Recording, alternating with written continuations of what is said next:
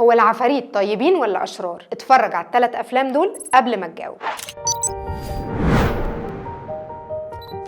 جوست باسترز، والفيلم بيحكي عن بنتين بيعملوا كتاب بيفترضوا فيه ان الاشباح ممكن تكون حقيقيه. بتعدي السنين وواحده منهم بتبقى في منصب كبير بيخليها تنكر انها كتبت الكتاب ده، ولكن لما الاشباح بتغزو المدينه بتضطر تتحد مع صاحبتها عشان ينقذوا العالم من الاشباح.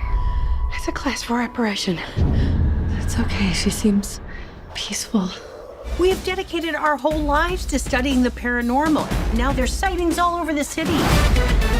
كاسبر، والفيلم بيحكي عن بنت بتروح مع باباها قصر قديم وبتقابل هناك شبح جميل اسمه كاسبر، بيبقوا صحاب وبيساعدها تتأقلم على القصر. Hi.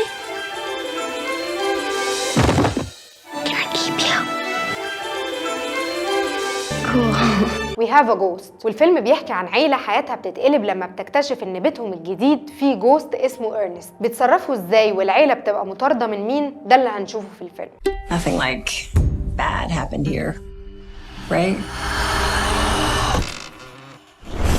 I'm Kevin. Whoa, that's so trippy. Can you talk? خلصت حلقتنا واشوفكم الحلقة الجاية.